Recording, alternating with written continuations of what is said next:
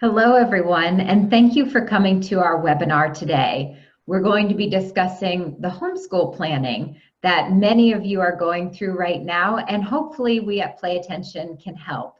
My name is Gwen Sorley, and I'll be your host today. I really do appreciate you spending some time with us. A couple of things before we get started. We are recording this event, so at the end of the webinar, you will receive an email that will have a link to the webinar recording. That way you'll be able to share the webinar with any family members or staff members who were unable to attend the live event. Also, at any time, if you have any questions or comments, please do type your questions in the chat box. You can find that at the bottom of your screen. Just scroll your mouse to the bottom and you'll be able to access that chat box. So I will be happy to share your questions or your comments while we go through this program. We'll talk a little bit now about our agenda for today and what we'll be reviewing today at the webinar. First, we'll be discussing some of the challenges of homeschooling and some steps that you can take to make these challenges into opportunities. And so hopefully these are areas that will really help you in your planning process. You know, I know everyone's at a different stage.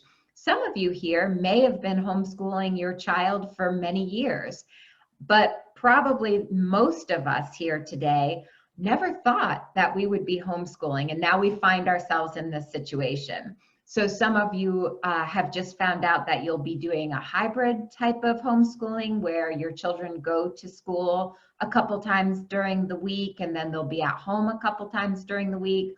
Or maybe you have decided to just go ahead and homeschool 100%. Some of you, the schools are starting, you know, the first 5 to 10 weeks just virtually.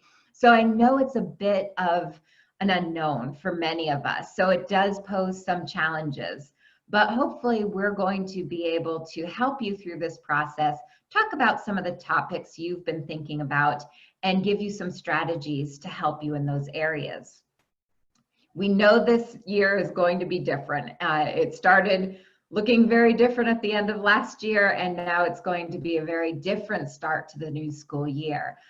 So let's talk about how we can make the most of it. You know, I've talked to a lot of parents recently who said, you know, we are going to homeschool, but I've decided to take control of the curriculum. I know there are certain things that I have to go through in order to reach the state standards, but I want to focus on some of the things that my child needs.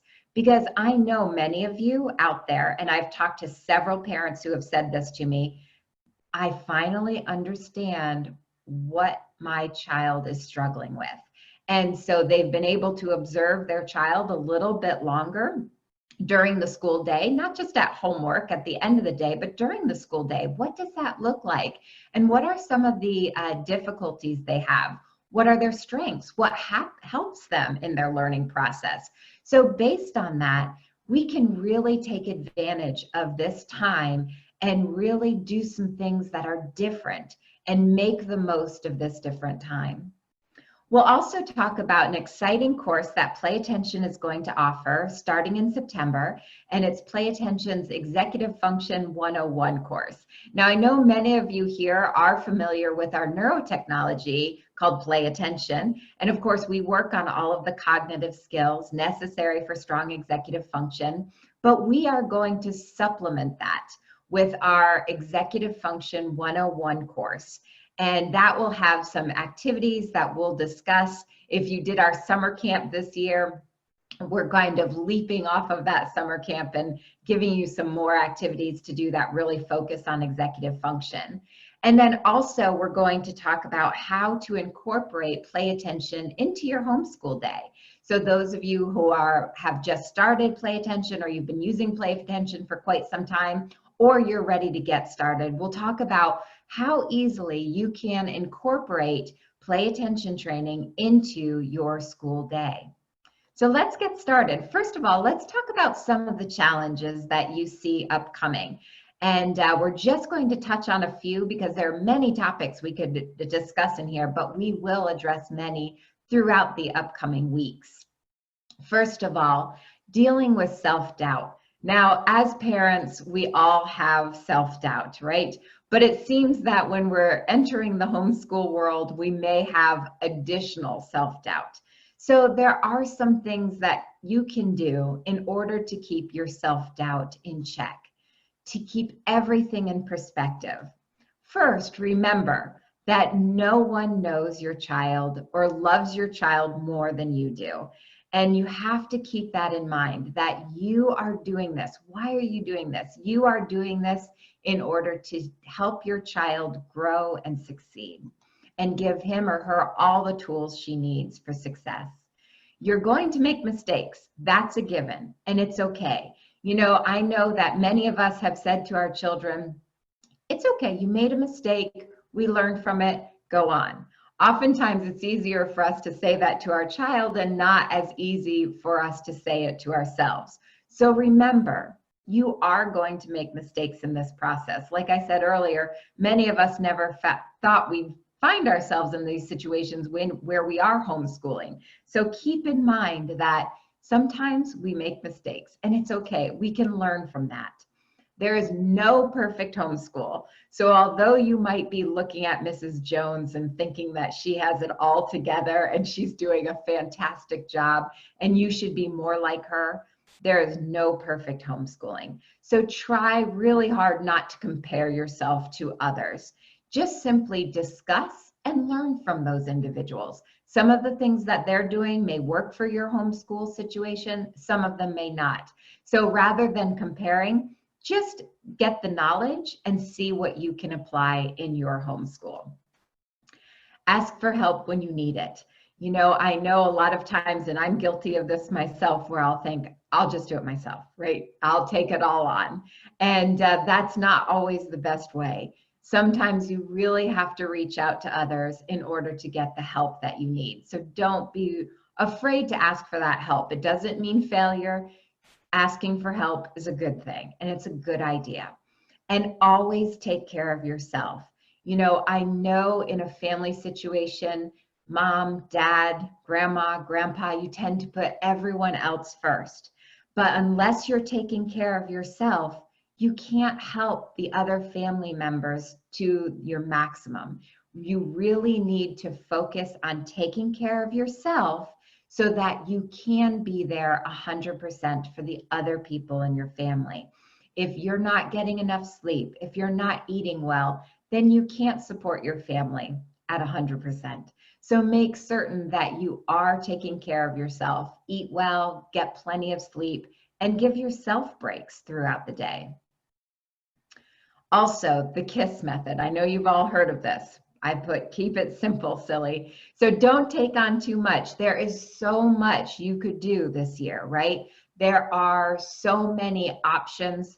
There's a lot of material to cover, and I know you want to do it all. However, don't set yourself up for failure.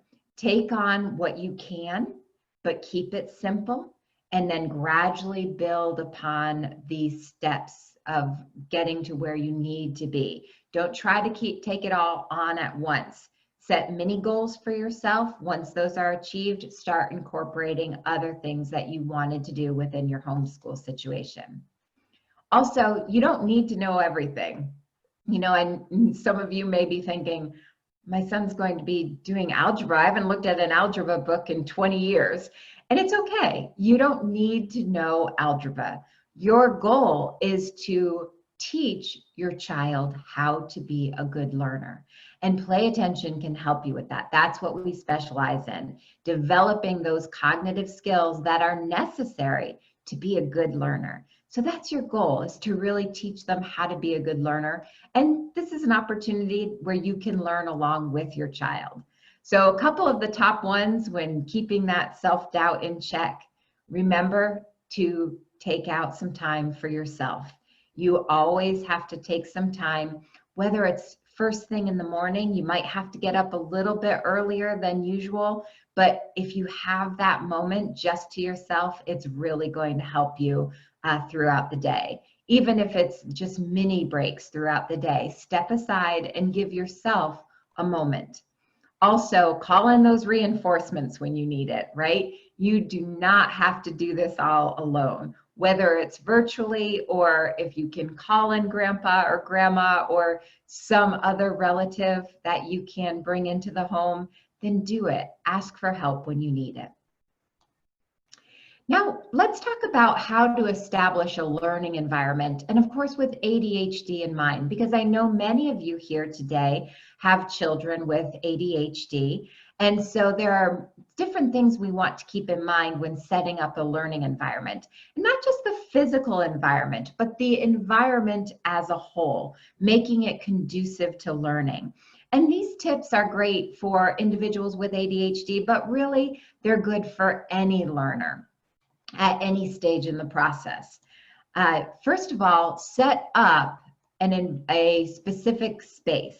So have a specific space in the home that's designated as the learning center.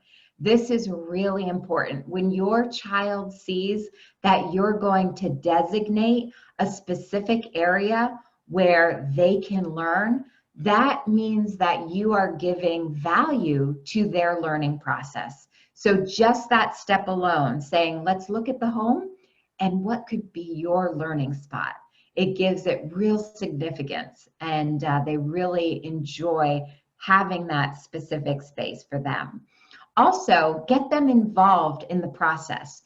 You want to have them really involved in making some decisions. What do we need here? What should the lighting be like? What materials do we need? Make certain that you keep this space organized, keep it well stocked with the items they absolutely need, right? Because one of the areas that we work on, especially when we're working with children with ADHD and weak executive function, is that procrastination, right? So if you don't have all of the materials that they'll really need in that workspace, you know that when it's time to start that math assignment, suddenly they need a pencil and they can't find a pencil. They need some type of book that's not in their environment, and you'll really start wasting some time. So make certain that you have all of the necessary materials at hand. But there's this careful balance, isn't there? Because we want to have the materials at hand. We want it to be a cheerful environment. However, we don't want it to be too distracting. That's one of the things I notice when I go into a lot of classrooms. And you know, when I was teaching 20 some years ago, I was guilty of this as well. I made the environment at times too overstimulating, where I had so many visual distractions on the wall. At the time, I didn't think they were distractions, but now in working with students with ADHD, I do know that there can be too much, right? Because when we talk about attention deficit, that's really a misnomer. There is no one with a complete deficit of attention. Your child has great attention. He just is paying attention to bits and pieces of everything. So he can tell you a little bit about what the teacher said, but also what Johnny's doing in the back of the room and what the bird's doing outside and what the poster on the wall says, because he's paying attention to bits and pieces of everything. So we really want to eventually teach how to stay focused to what's important and filter out all of that unnecessary stimuli. So in the beginning process, we want to have the materials available, but keep the distractions to a limit, both auditory and visual. Have books readily available, not just in the workspace though. When I say have books readily available, I mean throughout your house. Did you know that research shows just raising a child in a home that has books throughout the home positively impacts her future academic growth and job attainment? So make certain you have those books available, scattered about the room and about the house. Make learning fun. This is your opportunity. You know, I talk to so many parents who say, he doesn't do well with lecture. He doesn't do well, you know, they're just teaching to the test a lot of times, and he gets so bored. Now, this is an opportunity where we can actually do some things to make learning fun. Need to teach fractions? That's a great time to bake cookies. Use non-traditional teaching methods. Seek them out. And I'm really excited because our CEO, Peter Freer, is going to do a special webinar within the next couple of weeks. So watch for that on how to make learning fun. He is fantastic at making learning fun for students. So make certain you watch for that webinar and register when that comes up. Also, establish a no tech time. I know this is a hard balance because a lot of your students are going to be on live webinars and they are mandated to, input all of their work electronically. But try to schedule maybe a 30, depending on the age of your child, 30 to 45-minute block of time where all technology is forgotten. You can do certain activities like writing a poem, actually handwriting a poem and illustrating it. Get a little bit creative. Have your child come up with ideas on what you can do during that non-tech time. Because we know that when they unplug, that's where the creativity really starts. So make certain you give them that opportunity to explore, to be creative, to do things that are not related to high stimuli technology. We know that all technology, all screen time is not created equal. So that's important to keep in mind, but it's important for all of us, including parents, to unplug and really have that non-tech time. So make that part of your learning environment. Also, follow your child's interests. Many studies have shown that children learn most effectively when adults engage them in everyday activities that are based on their personal interests. And this, when you can really start teaching reading or giving a writing assignment on some topic that they enjoy, that intrigues them, that's when you really spark that love of learning. And so make certain that you pay attention to your child and what his or her interests are. So observe during the day what he's gravitating to and what really interests him, and try to find materials and teaching methods that will incorporate those interests. Now, we can't do this 100% of the time, but incorporating it as much as we can is a fantastic idea. Also, if you have a child that is struggling with the reading process, and I know that this can be sometimes difficult, there are a lot of good high-low reading. We've talked about this in some of our past webinars, but there are high-low reading books available, and they're really called that, high-low, where you have high interest, so very high interest books, but at a low level reading. So if you have a child, let's say, who's in 6th grade, but is reading independently at maybe a 3rd grade level, you don't necessarily want to give that child a 3rd grade book because it's not going to be of interest to them. They'll perceive it as a baby book, right? Something much lower than their interest level or their actual grade level. So seek out some of those high-low books where you can find high interest, match up their interest with lower level reading. Also, encourage play. Play is so important. And I found a couple of interesting quotes that I wanted to share on the topic of play. Piaget said, "Play is the work of childhood." Play really is an opportunity for your child to learn. We sometimes diminish the effectiveness or the importance of play. Playtime is important at all ages, but especially in early development. Mr. Rogers elaborated, and I think this is really key. Play is often talked about as if it were a relief from serious learning, but for children, play is serious learning. So make certain to incorporate that playtime. And there's different types of play.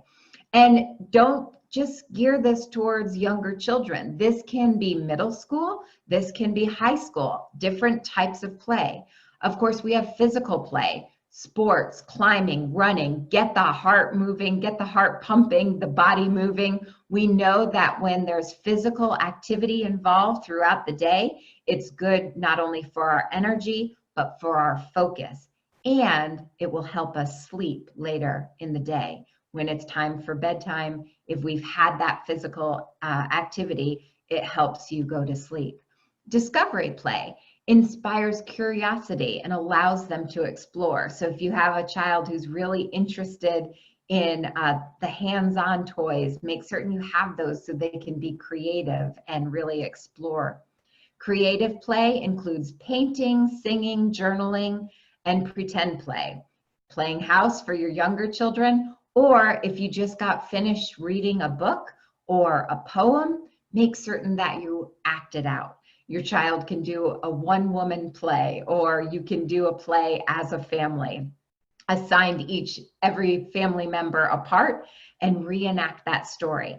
And I guarantee you, when you incorporate play into the learning process, if you compared, let's say you're reading a book, if you just read the book and ask questions and have them write an essay, or have them just do pen to paper question and answer, compared to reading that same book or equivalent book and then having them act out the story, if you checked on their comprehension and their memory of that story 2 months later, they're going to remember the story or the book that they acted out much better than just the comprehension questions. So it's really key to keep play in mind, all types of play, and incorporate that into your day. Serve healthy snacks. So not only that physical movement is important, but also healthy snacks that have antioxidants, omega-3 fatty acids, and whole grains. So make certain that you have on hand colorful fruits and vegetables, seeds and nuts, and whole grain bread, because and I've had a lot of parents say this to me, that they just are constantly going into the kitchen because they can sometimes in this homeschool situation. So make certain that healthy snacks are available and they're not gravitating to snacks that are not conducive to learning. All right, how to develop structure. Now, this is sometimes a difficult area, but it is so important. It is especially important when we're working with ADHD children or children with ADHD, and in a household where now you have a lot going on, right? You may have a child or a couple of children or more than 2 children that are all doing different types of schoolwork, and then you have to balance your own work as well. Both your work, your job, and also that balance of the home life. So there's a lot going on. So structure and developing that structure is going to be key.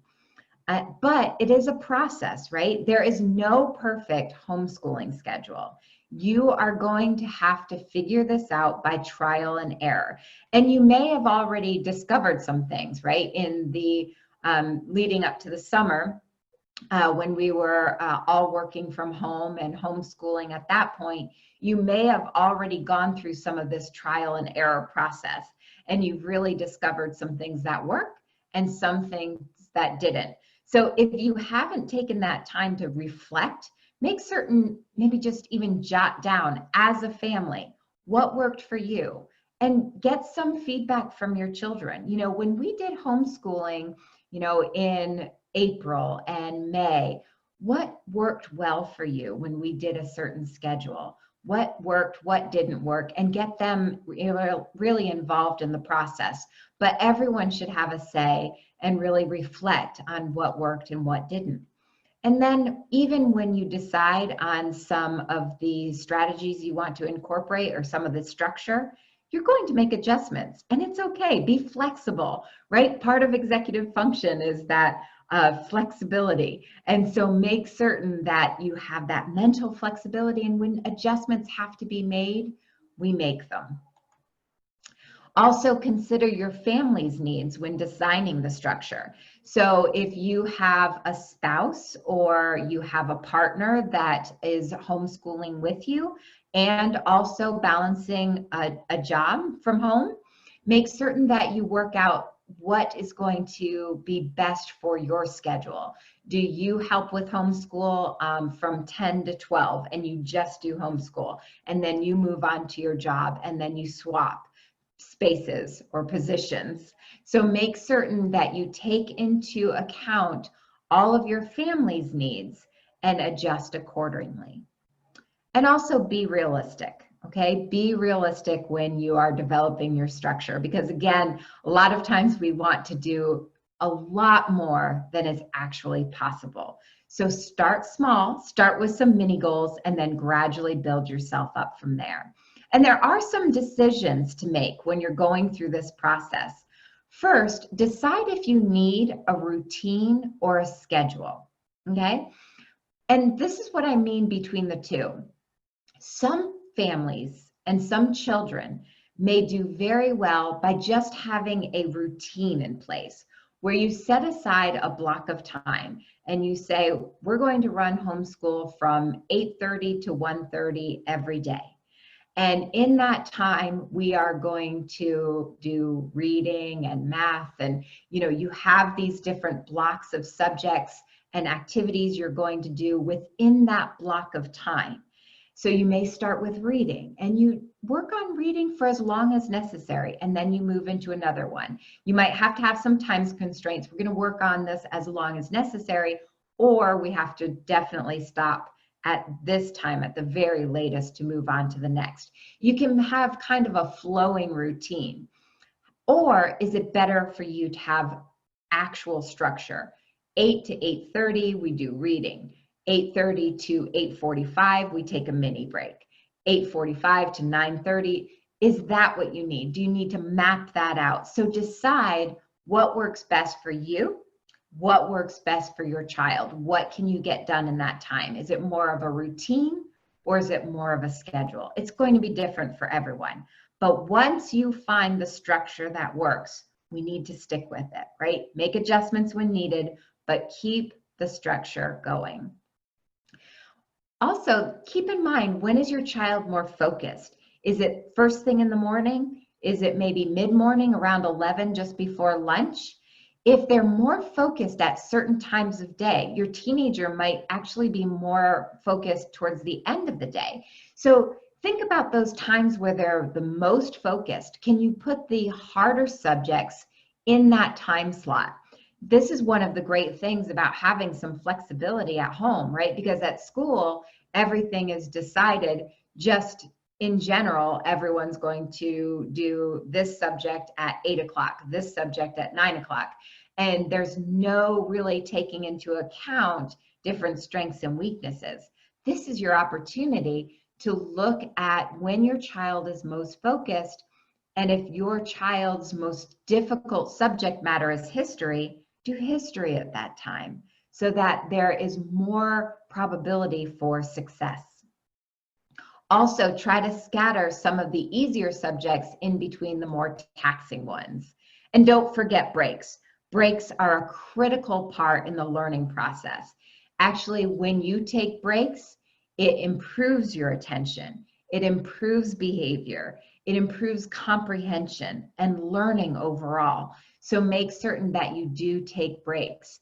Think about yourself. If you are in a meeting, if you have to focus for 45 minutes, towards the end of that time, you're really kind of getting off task and you need to stand up and take a little break. So think about your child and make certain that you take those breaks when needed. And expect the unexpected. You're at home. The dishwasher's going to break. The dog is going to need to go outside. You're going to have interruptions. Someone comes to the door to deliver something. There are going to be interruptions throughout the day. It's your home. It's not going to be perfect. So make certain you buffer your time. If you want to get through about 3.5, what you perceive will be about 3.5 to 4 hours of work, schoolwork, give yourself 5 hours, 5.5 hours to finish it. And if you finish it before that 5-hour mark, then celebrate. You could do a little more. You could do a little bonus. You could play a game, but make certain you give yourself a buffer. Because in an ideal world, you'll finish 3.5 hours in 3.5 hours, but that probably isn't going to happen. So make certain you buffer your time.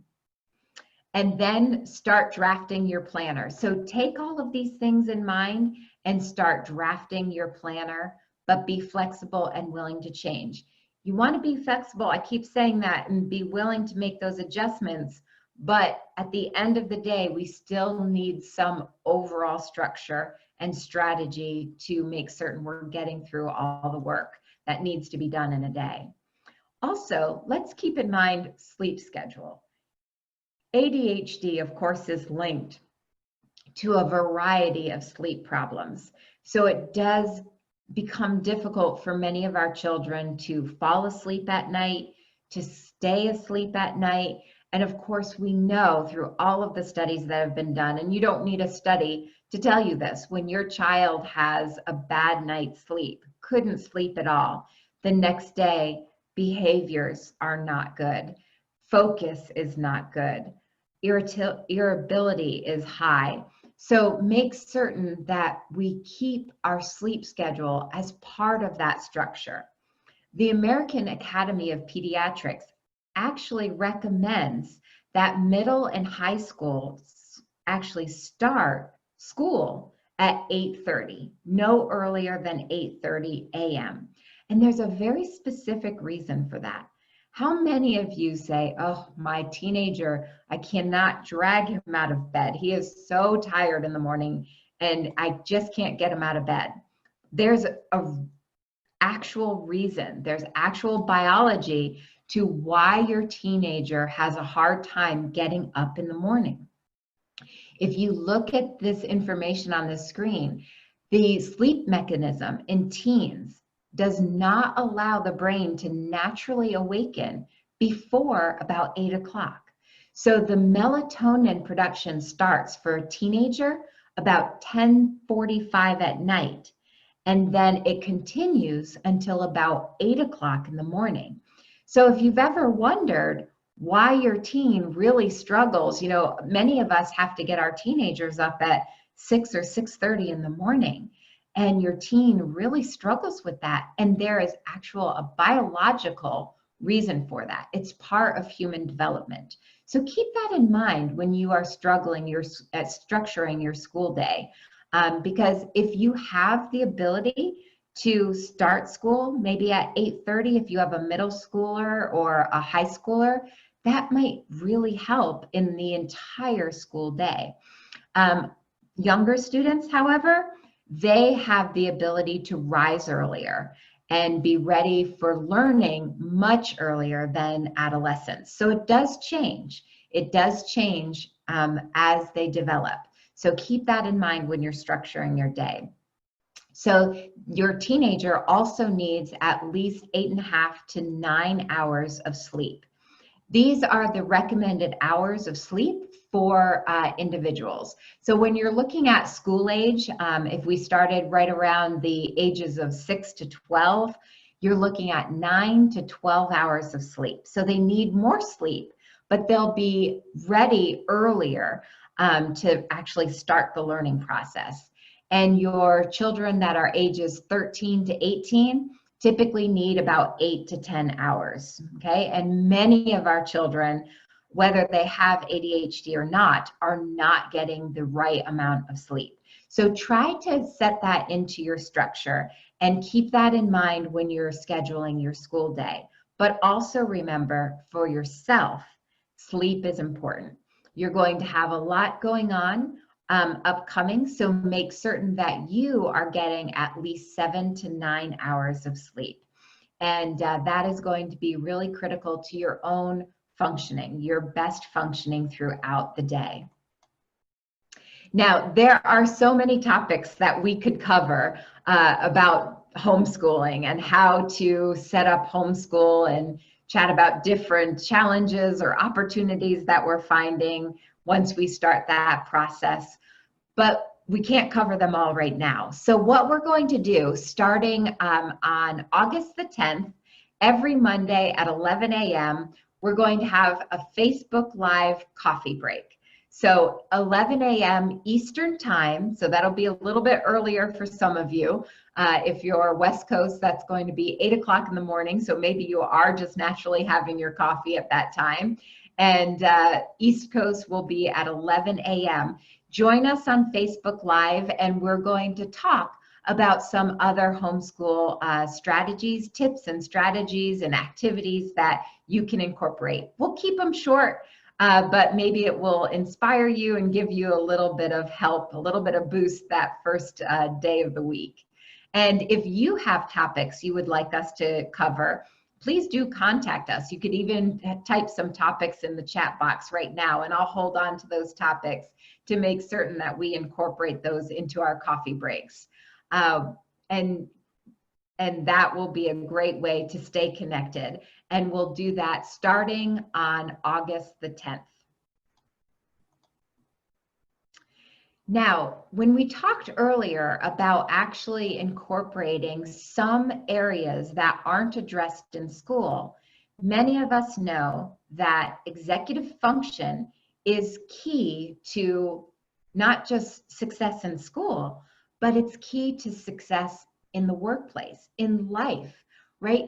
Executive function is like the CEO of your brain. It allows you to control your attention, your behaviors, your emotion. It allows you to plan, prioritize, organize, avoid procrastination, and remain on task. These are critical, not only in school, but also in the workplace. So we want to make certain that we are helping our children now develop the executive function they need in order to be successful. I've talked to so many parents over the last couple of months who I mentioned earlier said they're going to take control of this. Now that their child is home, they're going to teach prioritization, teach organization, because, you know, so many schools expect our children to have strong executive function when they reach middle and high school. But there are very few elementary schools that are teaching skills that support strong executive function. So we have to take control this year and make certain we're helping our students develop the cognitive skills they need in order to have strong executive function, so that they can be good learners, that they can bring these skills into adulthood and be successful in university and in their future careers. So that's what we really want to help with this year, because many of you are going to be incorporating activities that promote strong executive function. And we know that 90% of children and adults with ADHD also have weak executive function. So this is a critical time to help you start developing those areas. And we can teach those skills. So our Executive Function 101 course that starts in September is really exciting. We're going to provide you with exciting activities each week to really help develop strong executive function. So in this course, you're going to have access to 5 new activities each week. We'll release each activity packet on Saturday. You'll have a login at a portal where you can log in and see the activities for that week, so you can start thinking about how you want to incorporate them into your week. We'll also have supplemental student activities, workbooks, workshops for parents and teachers, and those will be available to you for purchase. The activities, we're going to modify them so that you can adjust them for anyone between the ages of 5 and adult. So you can do this individually with your child, or if you yourself would like to work on some areas of executive function, you can do these activities along with your child. Of course, they'll be modified slightly, but it's a great time to go through that process with your child. During our summer camp activities, many of our parents went through the program, through the summer camp with their children, and I think that was a great experience. If you haven't seen some of our summer camp experiences, those are still posted on Facebook and also on our website at playattention.com. Go to the resources page if you still want some of those summer camp activities. Also, there will be no time limits and no requirements. So there's no pressure, right? These are simply activity ideas that you can pick and choose from and complete when you would like, when it seems most appropriate for your homeschooling situation. So if we release, let's say, a topic or an activity on September 22nd, and you think, gosh, I'd like to do that activity, but it would be more appropriate when we're addressing this in October, no problem. We're going to keep that course open to you once you're registered, so you can use those activities very flexibly on your own time. Finish them when you want to finish them, okay? Select the activities you want to select. And each week, much like our summer camp, we're going to have a Brain Boost Challenge. So this is a challenge we put out to all of you, and we ask you to share your work. We ask you to post your work on our Instagram and on our Facebook page, and there are going to be prizes for the Brain Boost Challenge winner. And we do that every week. Also, we'll have a live meeting every Monday at 1 o'clock. So at this point, we will have stopped our coffee talks in the morning, and we'll switch over to a 1 o'clock live Facebook Live meeting for those individuals who are enrolled in our Executive Function 101 course. Now, all of the categories, all of the activities that we incorporate into our course are going to fall under specific categories, okay? And if you notice here, the categories that we are addressing are those areas of executive function. So the activities are going to fall under sustained attention, working memory, self-monitoring, organization, time management, impulse control, and flexible thinking. So we're going to incorporate different activities to address different areas every week. So you can really select the ones that are most appropriate for you or your child. Now, in addition to doing our Executive Function 101 course, we of course have our Play Attention program. Now, I know many of you here today have already started your Play Attention program. Some of you are just getting started. So I want to talk about structuring your Play Attention program into your school day, because this is a great opportunity to help you start developing the core cognitive skills that are necessary for strong executive function. And keep in mind that our program incorporates that NASA-inspired body wave technology. So remember, this is the technology that actually monitors yours or your child's brain activity that tells us how attentive they are. And then that information is given over to the computer, where they're allowed to control all of the cognitive exercises just with their mind, or more specifically, their attentive state alone. And they receive constant and immediate feedback. And then we incorporate cognitive skill training and behavior shaping to give you the most comprehensive program available. And we really have the Play Attention program set up as a 6-step lesson plan so that you'll be able to incorporate this into your school day.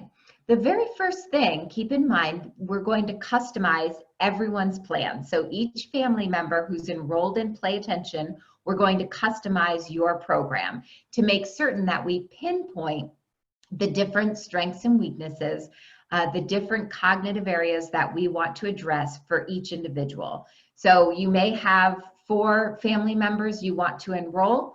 Each family member will be using the same program, but will move through the program very differently depending on their particular strengths and weaknesses.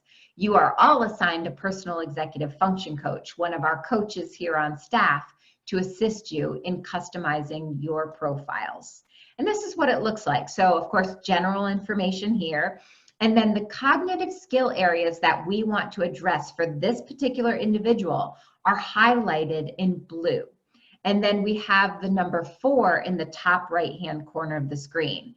Once we set up that profile, then you can really have that customization in place, and Sheer Genius is going to do the rest for you, and I'll show you that. We have you, after you set up your profile, your personal executive function coach is going to bring you through a practice session. just to make sure you're real comfortable with everything before you start on your sessions officially. So we want to know that you are good with everything. You feel confident going into your play attention sessions before you start. We know just throwing a program in your hands isn't enough. Your executive function coach makes certain that you know how to use the program effectively. And that is going to be done in the comfort of your own home. Then once we set up your profile, you go through your tutorial with your executive function coach. You can then set up your session times. You can do this right in Play Attention. We actually have this calendar here that you see on your screen to set up your session times, or you can just set it into your own calendar that you're using for your structure. And what we recommend is that each student works at least an hour per week. Now, that can be very different from every family member. One family member might be doing 2 30-minute sessions. Another family member might be doing 4 15-minute sessions. So we want to accommodate whatever is best for that individual, okay? So again, very easy to incorporate into your school day. If you're doing 3 20-minute sessions, then we can set up that 20-minute session, let's say at 10 o'clock on Monday, 10 o'clock on Wednesday, and 10 o'clock on Friday. And then we just keep that consistently as part of our school day. So a very easy way, just an hour per week broken up, and you can incorporate that into your school day. Once we do all of this, we set up your profile, we teach you how to do your sessions, you know what your schedule is going to be. Sheer Genius, our artificial intelligence, guides your child through the process during the session. So when your child logs in, Sheer Genius is going to set the curriculum for the day. So Sheer Genius is going to select the most appropriate 3 or 4, depending on how long the session is going to be, going to select the most appropriate activities for that day based on previous performance. So your program is completely customized by Sheer Genius, making certain that you have maximum benefit. So it is not one more thing you have to manage. Sheer Genius is going to do that process for you. Also, Sheer Genius is going to make certain that you have a deliberate practice model in place. So that means there's going to be goal setting based on previous performance. So you see here, the game goal for today is to maintain 75% on task or higher. If you're using our behavior shaping tool, there will also be a behavioral goal to fidget less than 7 times. And immediate feedback following the activity. So many of our students love that immediate feedback. They love to see their graphs, their data, and so that is given immediately after each activity so they can take what they've learned and apply it. So we are going to structure and customize, but it's all automated for you. We also have a full reward system for you. So you can set up rewards with your children, because remember, when Sheer Genius sets goals, they're going to be a point value associated with that. So maintain 75% attention or higher. And if you're able to do that, you'll earn a point. And the point goes into our automated system here, where you can set up the rewards that they can purchase using their Play Attention points. And then on the other side of the screen, you see where their interface is, and they can select a reward to purchase with their points. And we'll teach you how to do short-term and long-term rewards, things they can purchase right away, and things that are maybe a little bit larger and they have to delay gratification in order to get the larger reward.